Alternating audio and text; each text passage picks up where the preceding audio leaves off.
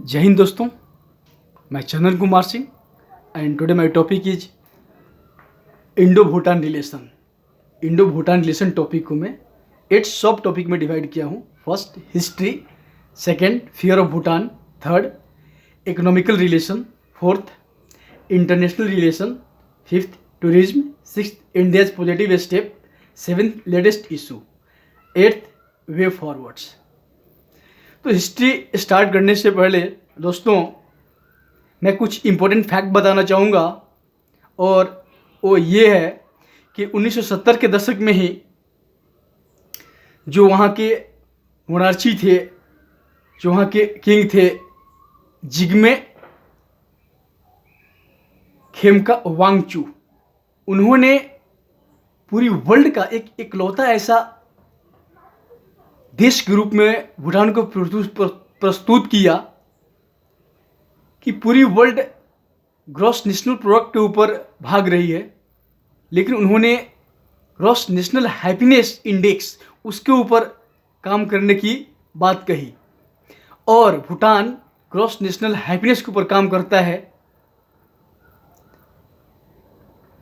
भूटान में जो लैंग्वेज है वो डोजंखा है, और वहाँ बुद्धिज्म 75% रहते हैं। बॉर्डर इंडिया के 4 स्टेट से कंसर्न है, लगता है। First A for Arunachal, second A for Assam, West Bengal and Sikkim, जो कि 605 किलोमीटर की बाउंड्री हम एक दूसरे के साथ शेयर करते हैं। आइए हिस्ट्री पर चलते हैं। और हिस्ट्री का सबसे इम्पोर्टेंट है कि 8th सेंचुरी में इंडियाज़ के गुरु पद्मासंभव जी ने बौद्ध धर्म को भूटान में एक तरफ से गिफ्ट के रूप में दिया, और इन्हीं का देन है कि आज भूटान में 75% बुद्धिज्म में रहते हैं। सेकेंडली यदि बात करें 17th सेंचुरी की, तो 17th सेंचुरी में भूटान काफ़ी स्ट्रॉन्ग मोनार्ची हुआ करता था। दैट मीन कि पूरा north east, Sikkim, Nepal and coach Bihar, ये सारा भूटान के अंडर में था। इसको देखते हुए ये बात अंग्रेज़ों को, ब्रिटिश इंडिया को पसंद नहीं आई, क्योंकि उनका जो इंटरेस्ट था, उनका जो दिलचस्पी था, वो चीन के साथ व्यापार करना था। इसलिए 1864 से 1865 में एंग्लो भूटान वार होता है, और इस वार में भूटान हार जाता है, और 65 में उनको ट्रीटी ऑफ सेंचुला पर टेबल पर बुलाया जाता है। ट्रीटी होता है ट्रीटी ऑफ सेंचुला। इस ट्रीटी में ब्रिटिश इंडिया का उस समय जो इम्पोर्टेंट पॉइंट थे ये कि आपका जो इंटरनल मैटर है, यानी कि जो भूटान के इंटरनल मैटर है, हम उसमें कोई इंटरफेयर नहीं करेंगे, लेकिन जो फॉरेन पॉलिसी है, जो एक्सटर्नल मैटर है, वो हम हैंडल करेंगे। साथ में आपकी जो सिक्योरिटी की रिस्पॉन्सिबिलिटी है वो ब्रिटिश इंडिया की होगी।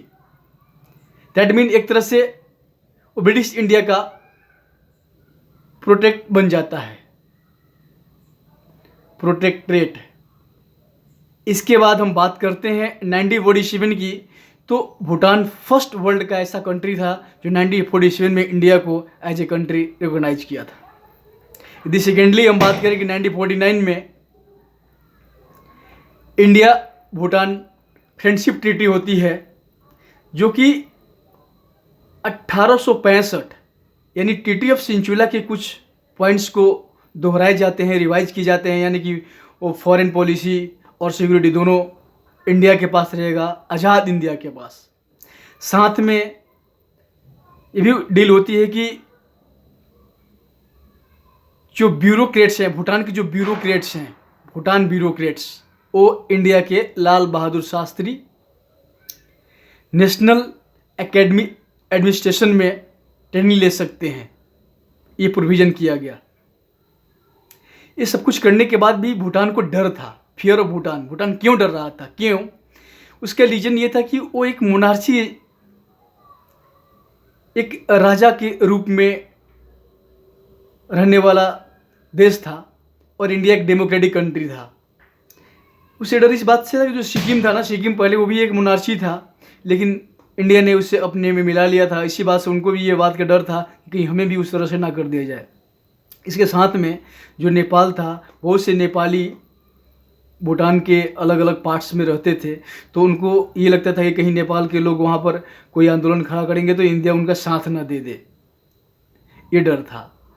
और डर नेक्स्ट ये था कि 1962 में इंडिया और चाइना का वार होता है, जिस वार में आपको पता है कि चाइना इंडिया को हरा देता है, जिससे उनको इस बात की डर और ज़्यादा आने लगती है कि हमारी सिक्योरिटी की जिम्मा इंडिया ने ले रखा है, लेकिन वो खुद ही चाइना से हार जाता है। लेकिन इंडिया कुछ सालों के बाद ही यानी 1971 में पाकिस्तान के साथ वार में पाकिस्तान को हराकर पाकिस्तान को 2 भागों में बांट देती है, यानी कि बांग्लादेश का जन्म होता है। और साथ ही इंडियन उस समय जो तत्कालीन इंडियन प्राइम मिनिस्टर थे पंडित जवाहरलाल नेहरू, वो ये बोलते हैं कि भूटान के ऊपर जो यहाँ नेपाल लिखा हुआ है, यहाँ पर जो भूटान के ऊपर अटैक होगा वो इंडिया के ऊपर अटैक माना जाएगा।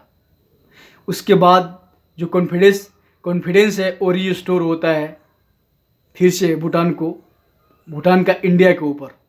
यदि नेक्स्ट टॉपिक की बात करें इकोनॉमिकल रिलेशन, तो दोस्तों इकोनॉमिकल रिलेशन दोनों देशों के बीच में आज के समय यदि बात करें तो लार्जेस्ट ट्रेडिंग पार्टनर है एक दूसरे के।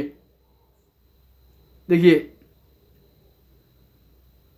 जो फर्स्ट 2 5 ईयर प्लान थे इंडिया ने अपने तरफ से अपने पूरे खर्च पर बनाया था। साथ ही एक इम्पॉर्टेंट मैटर ये है कि जो भूटान है जो एक्सपोर्ट करता है वो 90% इंडिया में करता है, और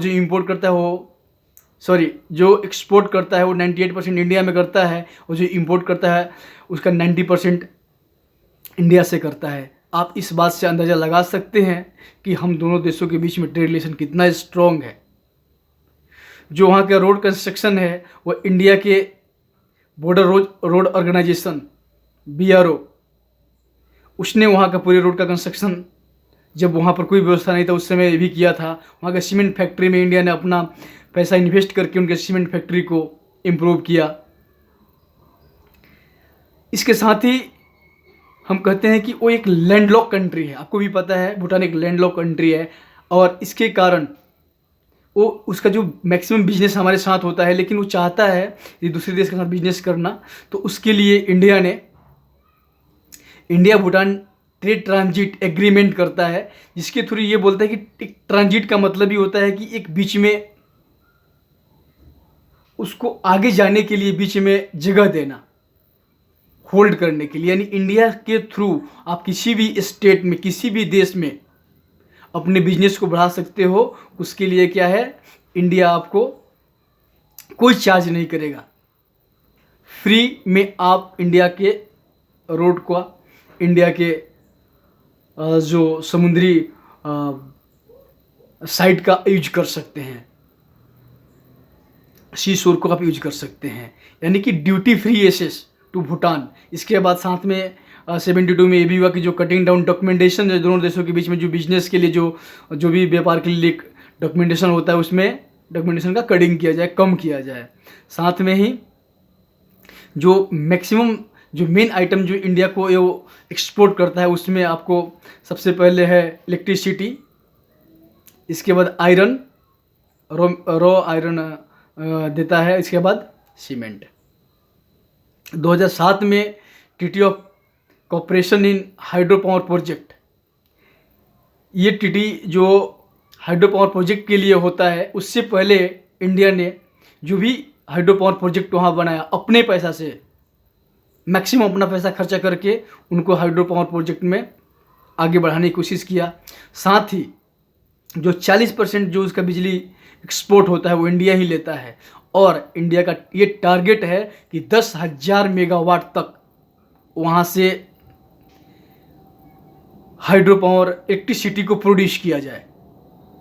साथ ही वहाँ पर इंडिया का जो ये प्रोजेक्ट चल रहे हैं, जो कुछ कंप्लीट भी हो गया है और कुछ चल भी रहे हैं, जैसे टाला हाइड्रो पावर प्रोजेक्ट, डोजोचा hydro power project, Chukha hydro power project. तो आप सोच सकते हैं कि इंडिया कितना पॉजिटिवली सोच रहा है भूटान के लिए। यदि नेक्स्ट बात करें इंटरनेशनल रिलेशन की, तो BBIN में हम साथ में हैं। हालांकि यहाँ से भूटान निकलने की कोशिश कर रहा है और शायद निकल भी चुका है। इसके बाद यूनाइटेड नेशन में इंडिया ने हेल्प किया भूटान को पार्टिसिपेट करने में। सार्क में हमारे साथ है, बिम्स्टेक में हमारे साथ है। और सबसे इम्पोर्टेंट बात है कि नेवर प्ले चाइना कार्ड, उन्होंने कभी भी चाइना का कार्ड हमारे साथ नहीं खेला है। जो भी है वो सामने है। इसके बाद टूरिज्म की बात करें तो दोनों देशों के बीच का जो टूरिज्म है, उसमें से जो भूटान में जो टूरिज्म जाते हैं उसका 65% इंडिया से जाते हैं। नो वीज़ा पॉलिसी है, दोनों देशों के बीच में कोई वीज़ा की ज़रूरत नहीं है।